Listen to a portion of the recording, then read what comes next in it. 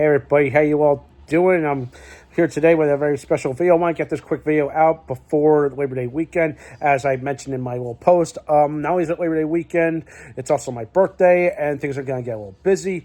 So yeah, so consider this like my gift to you guys in a way, if that makes sense.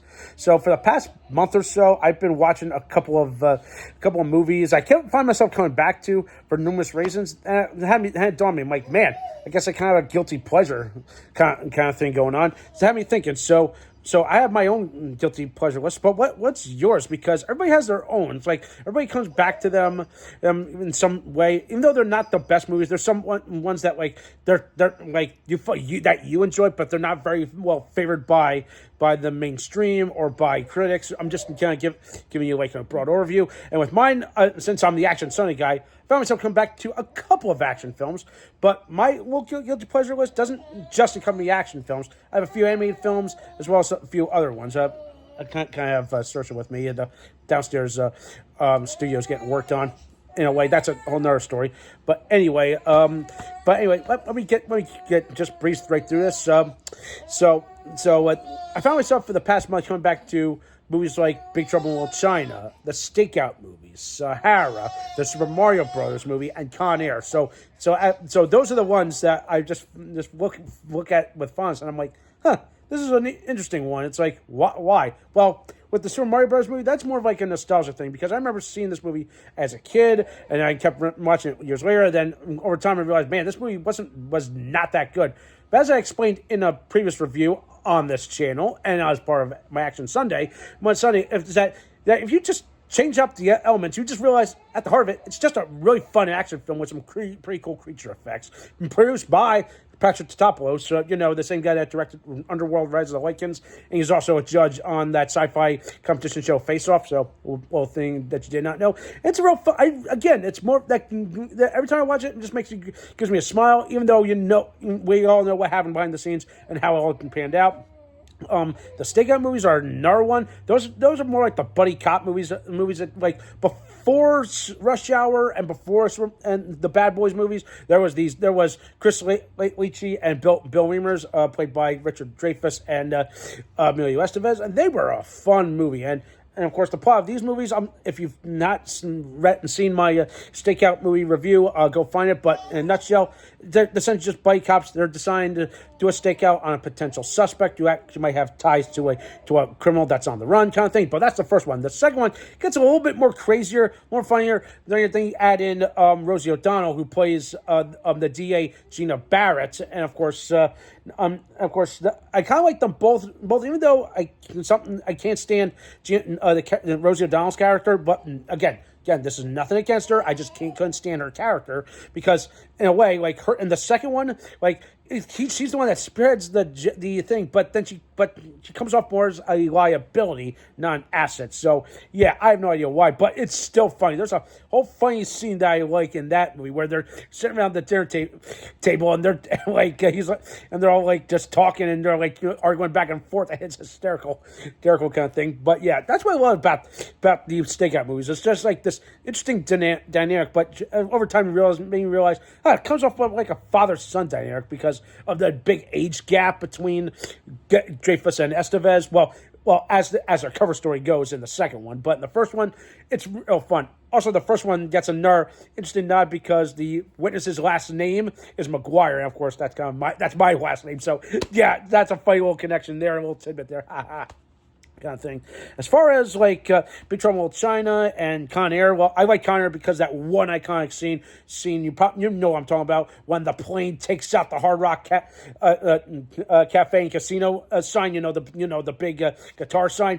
We all know it was gimmick, but it's so iconic, and which leads to an insane chase through the streets of Las Vegas on a fire truck, which of course that's a whole other thing in itself. As far as Big Trouble in Little China, I just love because if you've heard me talk about this on my John Carpenter video, I just love it because Jack Burton's a badass, and Jack Burton feels like the character that I kind of relate.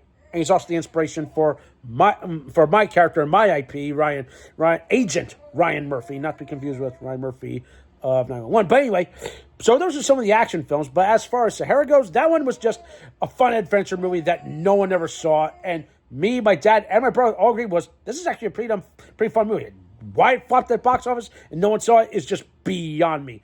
And interesting enough, that is not the first time a Clive Cussler novel has been adapted to television. Well, fun fact, or for the movies. Well, fun fact, there was a movie called Race Like Titanic based on a book of the same name, and that starred Richard Jordan as Dirk Pitt, not Matthew McConaughey. Obviously, two different eras, kind of thing. And speaking of Richard Jordan, kind of segueing into comedies a little bit. If you don't know who Richard Jordan is, he's been in movies like Apocalypse Now and Hunt for October. But I remember him in this underrated comedy gem from the 80s, The Secret of My Success, which also stars Michael J. Fox. Yes, baby.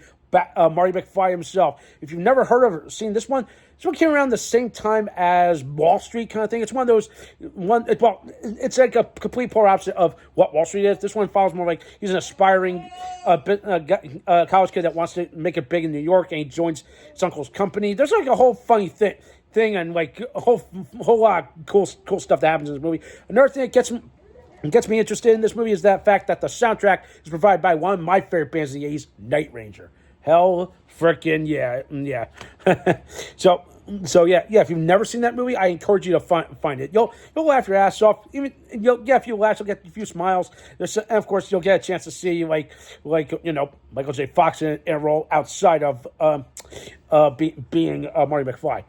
And still sticking with the comedy. Well, another comedy I like is Wild Hogs with Tim Allen and all those guys, because I don't know why I have a soft spot for guys like Tim Allen, and it's also a road trip movie.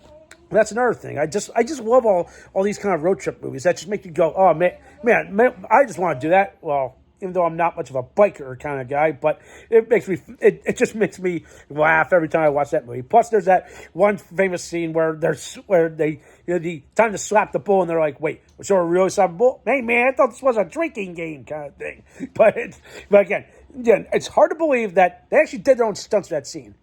Really? Watching Tim Allen almost get gored by a bull, he did all that? Damn. My goodness. Well, yeah, outside of that, a real fun movie. I might have reviewed it on this channel, or I might have talked about it in some way, shape, or form. Go check it out. Now, changing gears now from comedy to a little bit of anime. And I'm going to talk about Titan AE. This one is, I think I was going to review this. This was actually on my list of backup movies that I was going to review on this channel, for like a rainy day for Action Sunday, and I never got to it. And I really want to talk about it, but I'm not going to talk about it too much.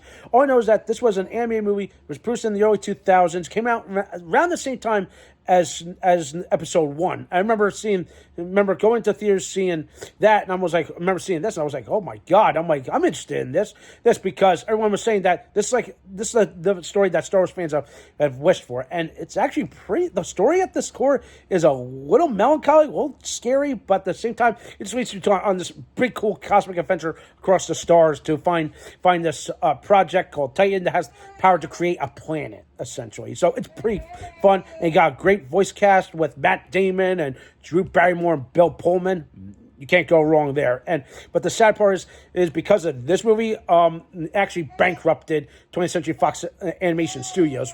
So it's kind of a sad thing in a way. But it's still a fun gem if you've never seen that. Another guilty pleasure of mine, Treasure Planet. Even though it came out like a little after this and also was produced by Disney, I'd say give that one a watch too, because again, not a lot of people like that, because it's like it's a cyber steampunk adaptation of a classic Robert Louis Stevenson novel / book, and it's been replayed.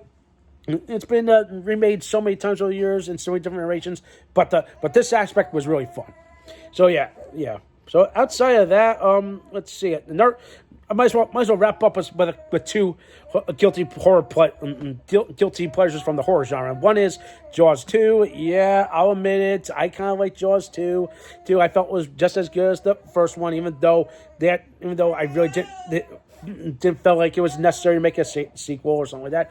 But I did enjoy meeting the cast. I actually met them at a convention years ago. and they were like they told us like the hardships they did through that, and yes, they were terrified when they saw the hammerheads constantly keeping swimming in and out of shot, and Spielberg thought, hey, that's good. Nope, no, there's a real shark down there. So yeah, glad to hear all their accounts firsthand. And the other horror movie, Twins of Evil. It was one of the last vampire flicks that Hammer Studios put out before they folded. It's also considered part of the Karnstein trilogy. If you're not familiar with this one, it essentially involves two twins, obviously real life actual twins, Madeline and Mary Collinson, two Playboy cover girls, and they just I apologize, I'm going to take care of her momentarily, but yeah. Essentially, like one gets seduced by the darkness. Essentially, a vampire who happens to be a Karnstein. There's a whole story behind it. Peter Cushing's also in it. That's another reason why it gets a big one up and another guilty pleasure of mine. So yeah, those are just some. I could go on. There's a few other ones. I have on my list. Like there's Wild Wild West with Will Smith. Even though my opinions about this movie kind of change on a daily basis. There's oh man, there's so many others I can think of. And then of course, I don't know. There's like so many others that I could probably think of. But outside of that, and maybe a few other animated movies, a few other horror movies, this is my guilty pleasure stuff. So yeah. I know it's weird. These are my picks. I want to hear yours. If you have something similar to my list and why I have, I think I want to hear it. Okay, and hey, maybe we should get together and have a little movie night. So that does for today. Let me know what you think. Thumbs up video, subscribe to my channel, and stay tuned for some more awesome and exciting content. I hope you guys all enjoy your Labor Day weekend. Take care, everybody.